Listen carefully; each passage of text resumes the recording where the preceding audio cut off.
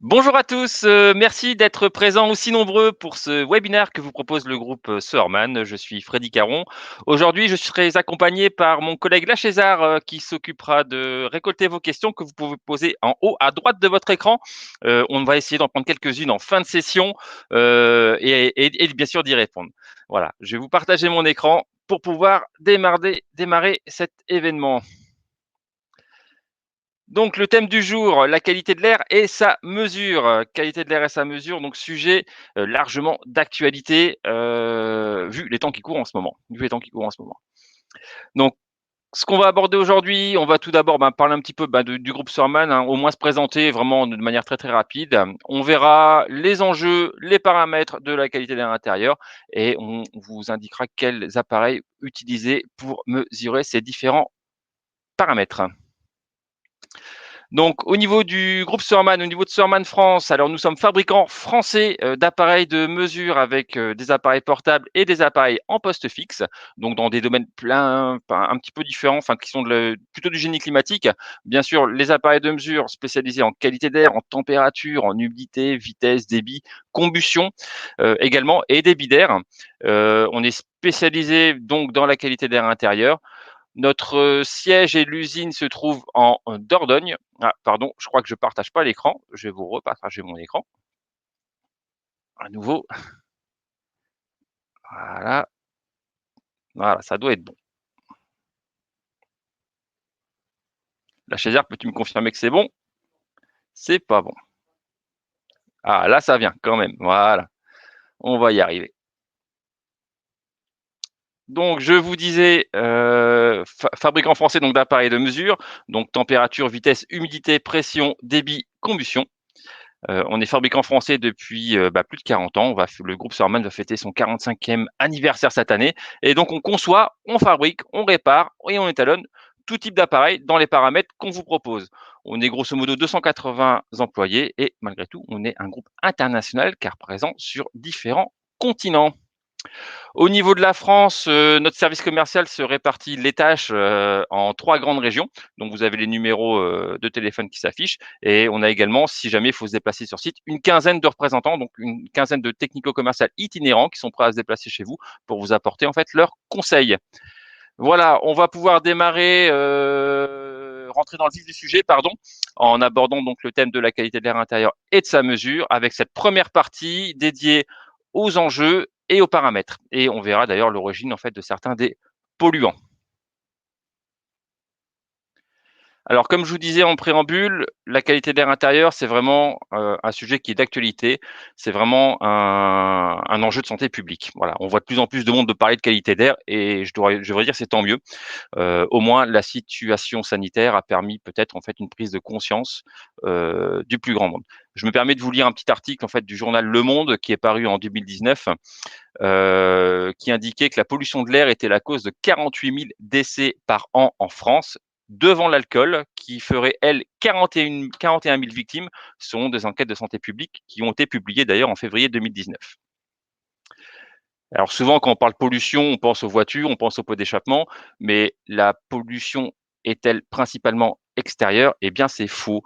Alors pourquoi c'est faux? Parce que 85 de notre temps, voire 85, voire même 90 de notre temps, on le passe dans des espaces intérieurs, dans des espaces entre guillemets «confinés» et dans les espaces intérieurs, on va retrouver bon nombre de polluants. Ce sont des espaces qui sont propices en fait au développement de bactéries, au transfert de virus, par exemple, hein. On parle beaucoup de la Covid, en fait, en ce moment et tout ça, bien sûr, il faut les contrôler, en fait, en température, humidité, vitesse également, bah, pour éviter justement, en fait, la transmission de virus. Donc je parle bien des espaces intérieurs de manière générale, parce que souvent on assimile ça au logement. Donc les logements d'ailleurs, vous voyez sur la droite de l'écran, 50 des logements sont contaminés par ce qu'on appelle des COV. On va y revenir en fait juste après, mais c'est pas que les logements. Notre espace de travail sont aussi des espaces intérieurs. Quand on se balade, quand on va dans un centre commercial, c'est aussi un espace intérieur. Donc vraiment 85-90 dans des espaces intérieurs qui sont propices justement au développement de polluants et puis de virus, quoi. Voilà, 25 d'ailleurs des Français souffrent d'allergies et sachez qu'on ne n'est pas allergique, on le devient. Au niveau des paramètres importants de la qualité d'air intérieur, on va retrouver, le plus connu, donc le CO2, le dioxyde de carbone, donc représentatif de ce qui s'appelle, l'indice de confinement, donc le confinement de l'air intérieur. On va retrouver le CO, le monoxyde de carbone, dont on parle souvent en hiver. Il y a souvent des problèmes en France, en fait, en hiver à cause du CO. Les COV, donc composés organiques volatiles, on va y revenir. Alors, j'ai mis en orange le CH2O, moins connu, qui porte le nom du formaldéhyde et qui est un COV, qui est un cancérigène avéré. On va le voir également. Donc l'H2S, donc le sulfure d'hydrogène, le NO, monoxyde d'azote, l'NO2, le dioxyde d'azote, le SO2, le dioxyde de soufre, l'O2, l'oxygène, et enfin l'O3, en fait, l'ozone. Dans les paramètres importants de la qualité d'air intérieur, j'ai rajouté la température, l'humidité, la vitesse et le débit, et la pression, qui ne sont pas à proprement parler des polluants, mais c'est des paramètres vraiment majeurs pour assurer justement une bonne qualité d'air intérieur. Exemple de dangerosité de certains polluants. Donc les unités sont en ppm. Voilà, donc 1000 ppm, je vous ai mis sur la gauche, en fait, c'est 0,1% de l'air. C'est ppm, ça veut dire partie par million. En réalité, si je prends un polluant, par exemple le NO2, c'est le nombre de molécules en fait de NO2 qui sont contenues dans 1 million de molécules d'air. Par exemple, ici, on voit que le CO2, voilà, l'échelle de dangerosité, on voit qu'à partir de 1000 ppm, ça devient vraiment très très dangereux. Voilà, sachant qu'il y a un seuil tout en rouge en fait sur la droite de l'écran à 5000. Le CO2 justement. Alors qu'est-ce que le CO2? Au niveau de ses origines, le CO2, c'est un, polluant qui est d'abord en fait rejeté par l'organisme humain, hein, et les animaux, hein. Lors de la respiration, on aspire en fait de l'air et on recrache en fait du CO2. C'est aussi quelque chose, le CO2, qui est dégagé par tout ce qui est foyer ouvert et puis diverses combustions. Je pense notamment aux bougies, aux cigarettes et cetera. En général, dans l'air extérieur, on va considérer qu'un taux de CO2 correct est compris entre 350 et 400 ppm. Voilà. En intérieur, on va tolérer, un taux de CO2 inférieur à 1000 ppm. Voilà. D'ailleurs, au niveau des ERP, j'en reparlerai aussi brièvement après, établissements recevant du public, il est demandé de vérifier à partir de la mesure de CO2 un certain indice de confinement. D'ailleurs, le CO2, malheureusement déclenche aussi parfois un petit peu certains maux de tête et cetera, comme vous voyez en fait ici sur le bas graphe qui vient d'apparaître, attention, il est à surveiller il est à surveiller parce qu'il peut provoquer des dégâts sur la santé. Le CO. Alors le CO, c'est à ne pas confondre donc avec le CO2. Le CO, c'est le monoxyde de carbone, CO2 dioxyde, CO monoxyde de carbone. Le CO qui est un gaz totalement inodore et incolore et qui est surtout plus lourd que l'air. C'est-à-dire que si on a une accumulation de CO dans une pièce, bah, le CO a tendance à s'accumuler vers le bas. Et à rester là, rester présent. Donc si le logement ou la pièce dans laquelle on se trouve n'est pas suffisamment aéré, bah, malheureusement, bah, le CO reste là et il est super dangereux en fait pour la santé. Pourquoi il est super dangereux?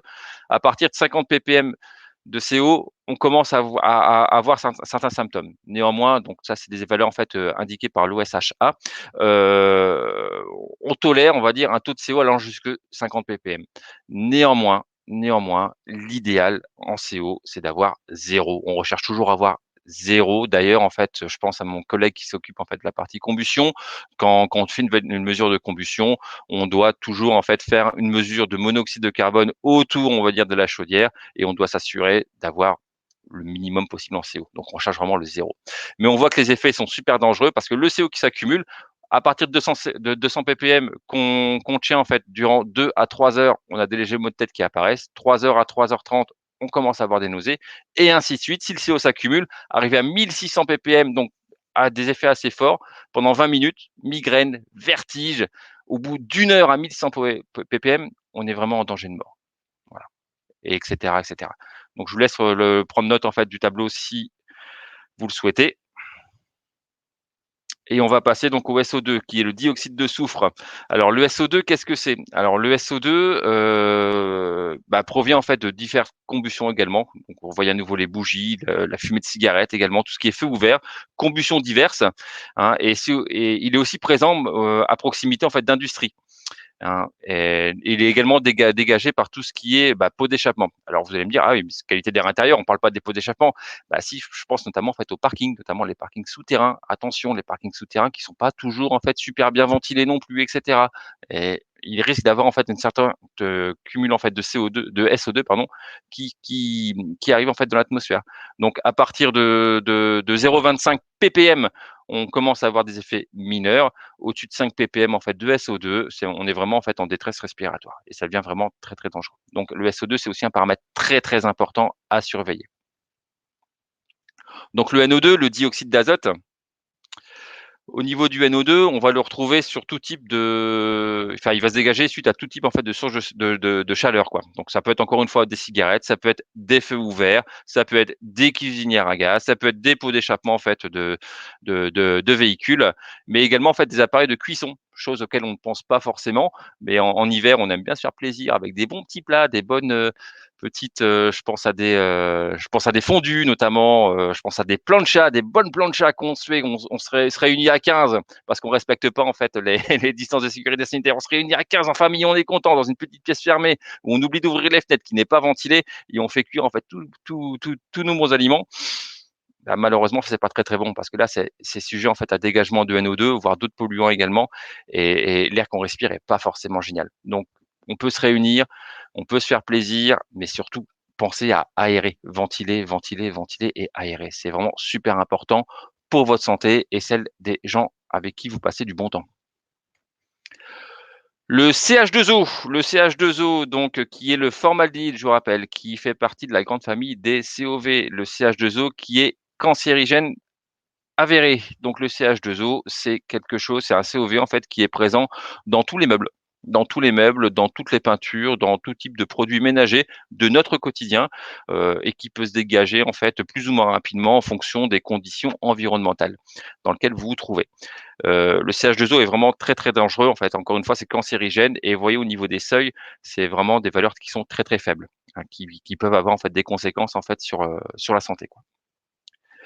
Donc je vous disais, il fait partie de la grande famille des COV, et il est cancérigène avéré. D'ailleurs, les COV, qu'est-ce que c'est? Alors les COV sont l'ensemble des produits qui peuvent être dégagés, qui sont nocifs en fait pour la santé, donc composés organiques volatiles, qui peuvent être nocifs donc pour la santé et qu'on va retrouver dans les produits ménagers, dans le tabac, dans des bougies, dans les moquettes, les peintures, enfin divers appareils. C'est vraiment les produits du quotidien. Les COV sont utilisés comme désinfectants, comme fixateurs, comme liants dans les produits vraiment de notre quotidien, quoi. Voilà, la conséquence des COV, c'est d'avoir des irritations, une certaine diminution de la capacité respiratoire, et encore une fois, certains sont même cancérigènes, donc le formaldéhyde, mais pas que. On parle également de benzène notamment, qui est demandé en fait en surveillance en fait dans les ERP, et le dégagement, c'est favorisé par certains paramètres aussi de l'air, comme la température et le niveau de l'humidité. Alors l'humidité, qui encore une fois, je vous le rappelle, n'est pas un polluant à proprement parler, mais qui peut avoir certaines conséquences également en fait sur la santé. Par exemple, l'hiver, le chauffage, le bougie, les encens, ça peut être précurseur en fait d'un air qui est trop sec. À contrario, des débits de ventilation qui sont trop faibles, l'absence de chauffage en fait dans un logement, si on voit la présence de condensation et voire des remontées capillaires, là par contre c'est plutôt le signe en fait d'un air qui est trop humide. En général, on va considérer que le taux d'humidité ambiant le plus satisfaisant possible et doit être compris entre 40 et 60 d'humidité. C'est un paramètre vraiment très, très important en fait à surveiller. Alors pourquoi? Parce qu'il peut avoir aussi pas mal de conséquences. Un air trop sec, présence d'électricité statique, donc je pense à des applications, si on met l'être humain un petit peu de côté pour 30 secondes, je pense en fait au data center, présence d'électricité statique qui peut être mauvaise, on va dire pour les appareils qui sont là. Ça peut être propice à des développements de poussière, on va dire, dans les maisons. Ça peut nous rendre, à nous en tout cas, en fait, là, une peau sèche, voilà, les lèvres gercées, les gorges sèches, maux de tête, fatigue, fissures sur les bois, développement de virus et de bactéries. Voilà, alors qu'un air trop humide, lui, au contraire, peut nous provoquer, d'autres problèmes, comme, des problèmes de santé, comme des problèmes pulmonaires, voilà, des maux de tête constants, des collements, des papillons de pâture qui eux-mêmes, en fait, ont été faits avec des COV qui peuvent se dégager dans l'atmosphère sous certaines conditions de température. Heu, Attention dans les espaces confinés également, quand vous avez du papier peint, on arrive, on ferme tout parce qu'il fait froid, encore une fois en hiver, on utilise sa décolleuse pour tout enlever, et ben, ce petit mélange en fait que l'on respire, bah, c'est pas super, c'est pas tip top, on va dire, pour la santé. Voilà, pour lutter efficacement contre, contre l'humidité et les polluants de manière générale, voilà, il est impératif de maîtriser, les paramètres de la qualité d'air intérieur et bien sûr les débits de ventilation. Encore une fois, il faut aérer, ventiler, c'est super important pour pouvoir renouveler l'air, voilà et pour pouvoir maîtriser ces paramètres de la qualité de l'air, il faut savoir les mesurer. Voilà, parce que sans mesure, vraiment, on ne peut pas savoir contre quoi on lutte déjà. Donc, il faut déjà analyser en fait son environnement et surtout, sans mesurer, on ne peut pas lutter efficacement au quotidien pour avoir une bonne qualité d'air intérieur, contre les divers polluants, quoi. D'ailleurs, dans les ERP, il y a déjà des petites choses qui ont été prises en compte, qui ont déjà démarré depuis le 1er janvier 2018. Donc, ça se fait en plusieurs étapes en fonction du type d'établissement. Et c'est une très bonne chose, c'est une très bonne chose, où certaines choses deviennent, on va dire, réglementaires. Donc à partir du 1er janvier 2018, ça concerne les crèches et écoles élémentaires. À partir du 1er janvier 2020, tout ce qui est collège et lycée, donc ça date déjà d'il y a 1 an. Et à partir du 1er janvier 2023, ce sera les autres en fait ERP, comme les piscines couvertes, les établissements pénitentiaires pour mineurs, et cetera, et cetera. Voilà. Donc cette mise en œuvre, en fait, se fait de cette obligation se fait par le propriétaire, en fait, ou l'exploitant, voilà, de l'établissement et comporte une évaluation, des moyens d'aération, on va dire, du bâtiment. Voilà, le propriétaire ou l'exploitant, doit réaliser des campagnes de mesure de polluants par un enfin, faire réaliser, pardon, des campagnes de mesure des polluants par un organisme, en fait, accrédité ou bien mettre en œuvre un plan d'action, un plan d'action de prévention qui permet de s'assurer que le bâtiment est suffisamment ventilé, suffisamment aéré, pour avoir une bonne qualité d'air intérieur. Seulement, bon, pour faire un bon plan d'action, pour moi, il faut savoir mesurer et analyser un petit peu ce qu'il y a dedans, quoi. Voilà. Au niveau du CO2, dans les ERP, je vous ai dit tout à l'heure, en fait, que le CO2, en fait, il était demandé, en fait, dans les ERP. Alors pourquoi il est demandé dans les ERP? Parce que le CO2, c'est un très, très bon indicateur du niveau de confinement, de l'air et d'ailleurs, il nous permet, de déterminer l'indice de confinement. Voilà, au niveau des caractéristiques, voilà, des capteurs pouvant mesurer, en fait, le CO2. Donc ça, c'est bien suivi, en fait, voilà, c'est des capteurs un petit peu spécifiques. On peut pas le faire avec n'importe quel type d'appareil. Heu voilà, le CO2, c'est vraiment très, très important. Donc voilà les enjeux. Alors au niveau de la qualité d'air intérieur et de sa mesure, là, cette fois-ci, on va se regarder plutôt les appareils qui permettent de mesurer cette qualité d'air. Donc, tout d'abord, les enregistreurs autonomes, comme le CO2, on vient d'en parler. Donc, les enregistreurs autonomes qu'on dédié en fait dans notre gamme à tout ce qui est tertiaire, industrie, également à la santé. Vous avez en fait en image ici un petit enregistreur qui permet notamment de mesurer le CO2, la température, l'humidité et également la pression atmosphérique. Il permet de déterminer avec un petit logiciel l'indice de confinement. On a d'autres appareils qui sont même connectés, hein, qui peuvent connecter vous envoyer les informations directement à distance, via le web et les données sont consultables de n'importe où dans le monde, via une petite application. Au niveau des enregistreurs donc qui stockent, donc qui permettent d'enregistrer et de déterminer l'indice de confinement. Donc les caractéristiques suivantes, donc température, humidité, pression atmosphérique et CO2. On aura les track logs qui communiquent en LoRa, donc qui permettent d'envoyer les données sur le cloud, donc qui est vraiment la solution connectée, on va dire, du groupe Surman. On vous proposera également une large gamme d'appareils portables, toujours pour le tertiaire, l'industrie et la santé, avec pour la qualité d'air, tout d'abord tout ce qui est EPI, donc les équipements de protection individuels, donc notamment pour mesurer et alerter en fait d'un défaut de, par exemple, de CO, le monoxyde de carbone en fait dans l'atmosphère. Donc là, pareil, le petit appareil détecteur de CO, ça coûte environ 150, 160 euros. Voilà, ça coûte rien pour sauver une vie, hein, et puis ça peut aller vraiment très très vite concernant le CO. Voilà, donc ça existe en fait sous différents paramètres. C'est des petits appareils qui affichent, qui s'allument, qui sonnent en fait en cas de défaillance, pour dire: «Attention, il y a danger, il faut, faire quelque chose». Au niveau des appareils portables, on va également, retrouver dans notre gamme des appareils de type, mesureur de CO, donc c'est des appareils qui sont vraiment dédiés à la mesure de CO à proprement parler, donc qui mesurent en fait le taux de CO ambiant avec une grande précision. On va retrouver des appareils spécifiques et dédiés à la mesure de CO2, ambiante également, donc qui mesurent avec grande précision le taux de CO2, donc pour des mesures ponctuelles. On va retrouver des appareils un petit peu plus évolués, un peu plus évolués, pardon, multisondes, qui seront capables de recevoir à la fois des sondes de température, à la fois des sondes d'humidité, à la fois des sondes de CO2 et à la fois des sondes de CO. On va pouvoir retrouver les appareils multifonctions par excellence qui, en plus des sondes pour la qualité d'air, seront capables de recevoir en fait des sondes de vitesse et émettre des rapports et cetera avec des petits logiciels pour notamment en fait, vous faire des comptes rendus sur le taux de renouvellement d'air en fait du bâtiment ou des choses comme ça. C'est plutôt sympa. On aura également pour l'analyse de gaz une, nouvelle gamme, dédiée à la qualité d'air intérieur avec, qui permettra de mesurer, les gaz en fait que je vous ai cités tout à l'heure en fait et puis quelques autres également.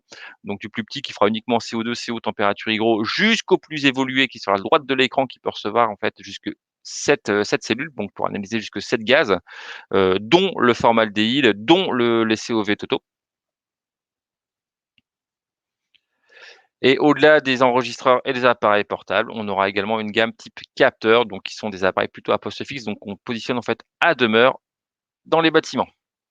Donc pour le CO, le CO2 toujours, donc des petits appareils qui s'allument en fait et qui peuvent, renvoyer en fait, l'information quelque part, déclencher une alarme, sonner en fait en cas de défaillance. Donc des petits appareils qu'on peut installer en fait dans un bâtiment, que ce soit industriel ou tertiaire ou chez soi, ça vous fait plaisir, mais bon, voilà. Mesure de CO, de CO2, on a également les capteurs qui permettent de renvoyer l'information en fait quelque part, de manière très rapide. Des capteurs un petit peu plus évolués qui vont cumuler donc le CO2 et la température.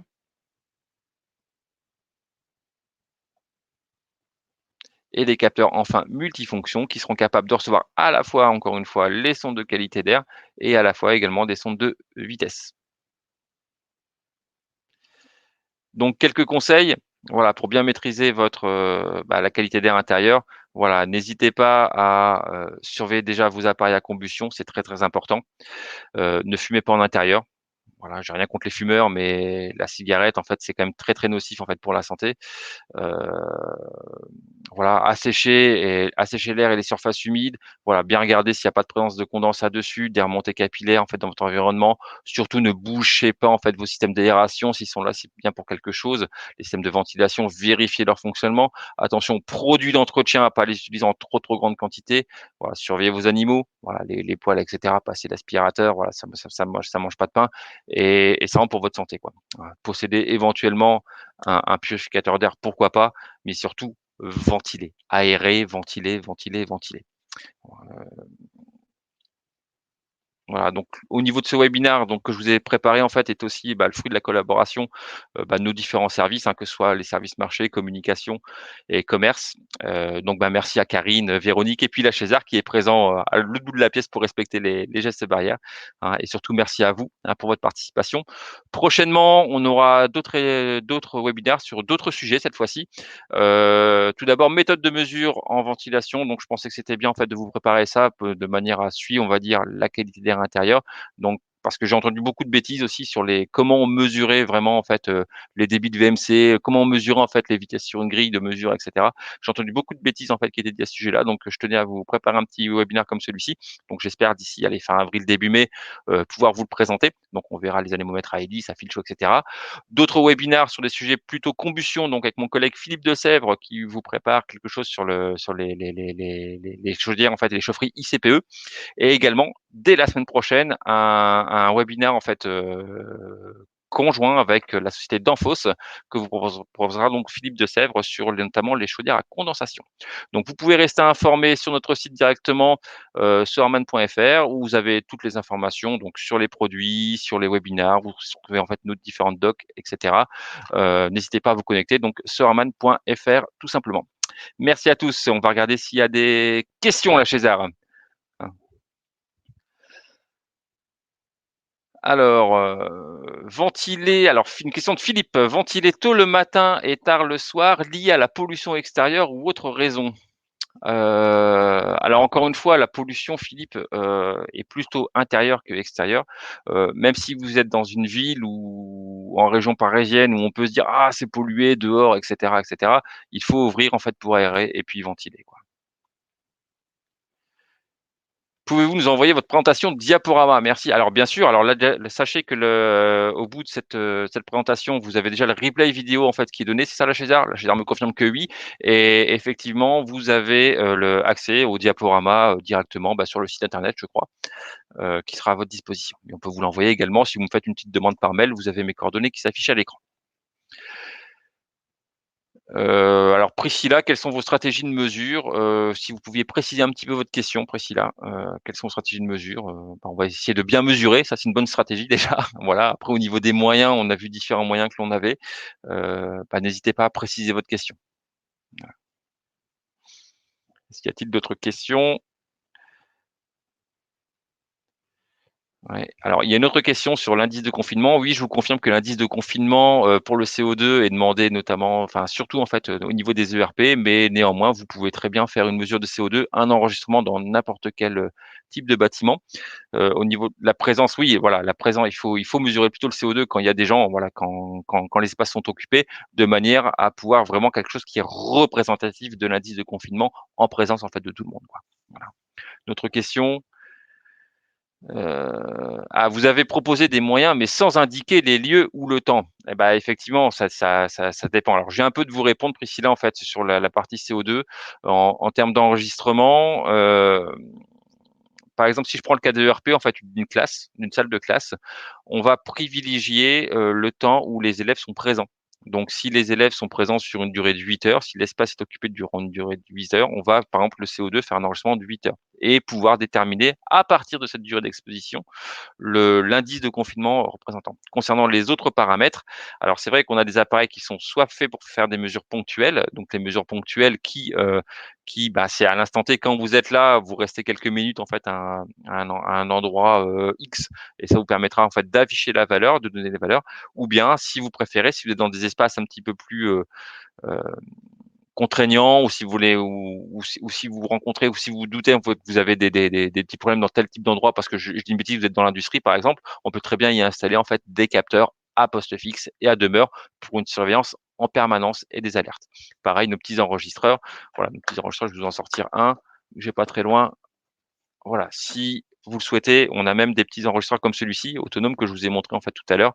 Ces petits enregistreurs là, ont non seulement en fait affichent en fait les données, mais également sont équipés de petites alarmes et de voyants lumineux en cas de défaillance. L'avantage de ça, c'est que vous le mettez quelque part, ça fonctionne avec des piles, il y a pas besoin d'alimentation électrique, hein, et c'est plutôt assez sympa en fait, assez design en fait comme produit et très discret, ça gêne en rien en fait, le déroulement en fait d'un cours ou de toute autre chose. Voilà.